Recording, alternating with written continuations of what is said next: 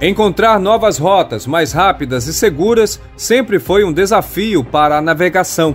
Para vencer grandes barreiras naturais e encurtar caminho e tempo de viagem, várias obras foram realizadas ao longo da história. Mesmo assim, existem ainda desafios a serem vencidos e, na medida em que novas tecnologias são desenvolvidas, novas soluções vão surgindo. E hoje falaremos de uma dessas soluções, que é sem dúvida uma ideia ousada e que pode mudar completamente a navegação em uma das regiões mais perigosas do mundo, até mesmo servir de modelo para outras obras que podem promover mudanças no transporte global. E que ideia é essa que se coloca como uma solução tão inovadora? Será que a humanidade já tem tecnologia capaz de executar esse projeto? E quando será possível ver essa obra concluída? Se você quer saber as respostas para essas perguntas e muitas outras, preste atenção nesse vídeo, porque até o final vamos ampliar nosso conhecimento global sobre a Noruega e o projeto do primeiro túnel para navios do mundo. E se você se interessa por assuntos militares, inscreva-se no nosso canal Conhecimento Militar. O link está no primeiro comentário.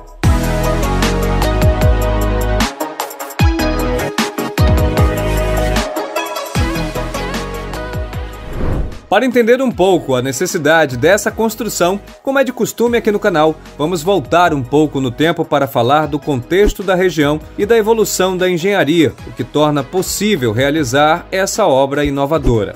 Durante muito tempo, os seres humanos procuraram formas de elaborar construções de canais para a passagem de navios, sempre com o intuito de encurtar as viagens, reduzir riscos e, consequentemente, aumentar os lucros também. Isso porque durante muito tempo o transporte marítimo foi o principal meio de locomoção, tanto de pessoas como de cargas. Porém, mesmo sendo obras de grande importância, durante muito tempo elas existiram apenas na cabeça dos seus idealizadores, pois a tecnologia e os conhecimentos eram até então insuficientes para a execução de tais projetos. A situação começou a mudar após a Revolução Industrial e a invenção de diversas máquinas. Nesse contexto, França, Inglaterra e Egito se uniram para construir uma das maiores obras já realizadas, o Canal de Suez. A obra reduziu o trajeto entre Ásia e Europa em aproximadamente 7.000 quilômetros e inspirou a construção de outros canais, como o do Panamá, inaugurado em 1914. Mas nem todos os locais que precisam de uma passagem marítima têm condições de tais empreendimentos. E a Noruega já vem estudando o caso há mais de 100 anos para achar uma solução e contornar um dos locais mais perigosos para a navegação em seu território. Mas será que depois de tanto tempo finalmente encontraram a solução?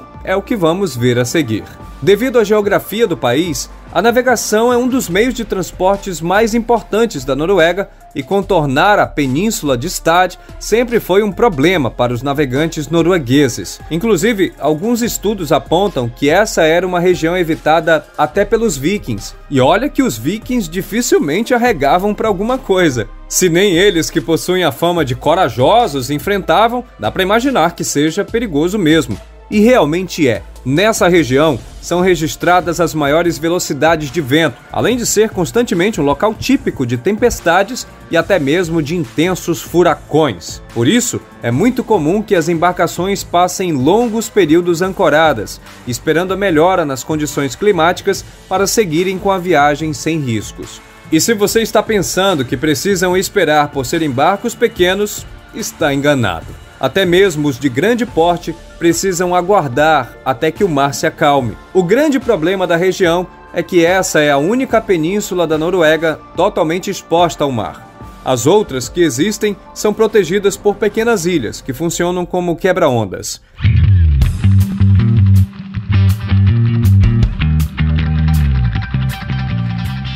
Para solucionar o problema, em 1870, os noruegueses começaram a discutir a construção de um túnel na parte mais estreita da península para evitar que as embarcações dessem a volta. Além de reduzir a distância, fugiam desse clima terrível. Eu só vejo vantagens. Mas tem um porém.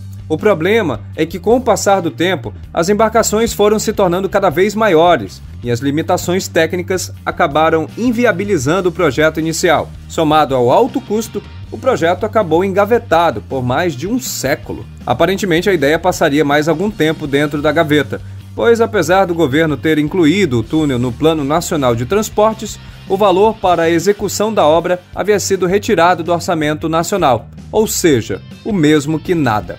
Somente após fortes pressões da oposição, o governo mudou de ideia e destinou o valor para a obra.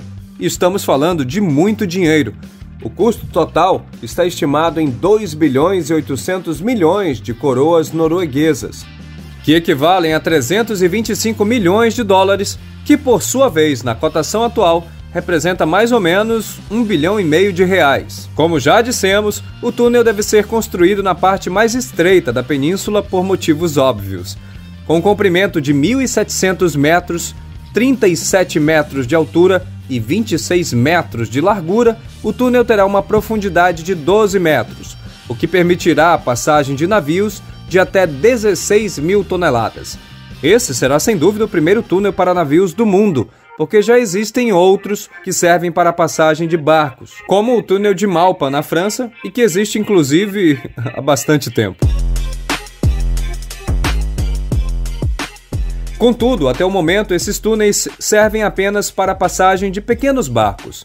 A obra norueguesa é a primeira do mundo para grandes embarcações, e os desafios são igualmente colossais. Quer ver?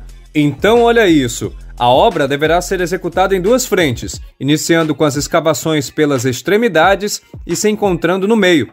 A parte superior do túnel deverá ser executada de maneira convencional, com a utilização de explosivos e perfuratrizes, iguais às que se realizam para a construção de túneis rodoviários. E podem ficar tranquilos, que experiência para isso não falta. A Noruega já construiu mais de 1.000 desses túneis por todo o país. A dificuldade principal vai ficar por conta da escavação do leito do túnel, que vai exigir a construção de barreiras para impedir que a água do mar entre. Após o fechamento das entradas, o leito será totalmente escavado e somente após todo o material ser retirado, o túnel vai ser inundado lentamente. Quando tudo já estiver alagado, será realizada a última etapa, que vai ser a retirada das barreiras. Como estamos falando de um túnel escavado na rocha, sempre vai existir o risco de desprendimento de fragmentos, que podem atingir pessoas e embarcações. Esses riscos serão reduzidos com a aplicação de uma camada de concreto projetado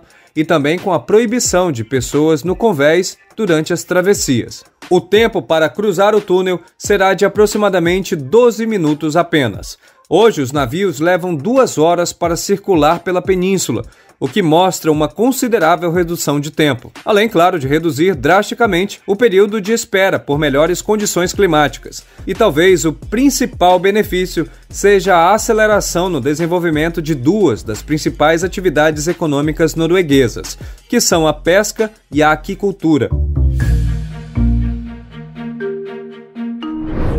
Um ponto que ainda soa como um desafio adicional é encontrar locais para depositar o grande volume de rochas que a obra vai gerar. Segundo o projeto, serão retirados 3,5 milhões de metros cúbicos de rochas, um volume que necessitaria de 750 mil viagens de caminhão para a retirada do material. Bastante, hein? Só que nesse caso, a rocha será retirada por meio de barcaças, mas ainda assim é muito. Também serão necessárias algumas desapropriações para a execução do projeto. Entretanto, segundo o governo, as conversas com os proprietários estão avançadas e sem nenhum problema. Como parte da validação, vários testes já foram feitos e, de acordo com as verificações, foram determinadas as condições de segurança para a operação do túnel. As embarcações deverão manter uma distância de 400 metros uma da outra. Assim, cerca de 5 embarcações poderão cruzar o túnel a cada hora. Na verdade, a gente só vai saber o número real quando o túnel estiver inaugurado, pois, no caso de embarcações pequenas,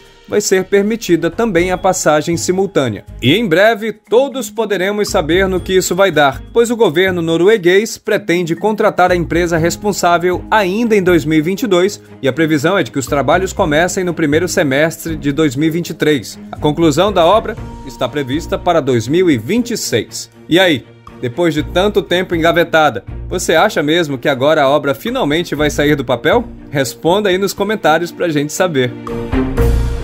Amplie ainda mais seu conhecimento global assistindo os vídeos sugeridos e inscreva-se para ser notificado a cada vídeo novo. Muito obrigado por assistir até aqui. Abraços e até o próximo vídeo!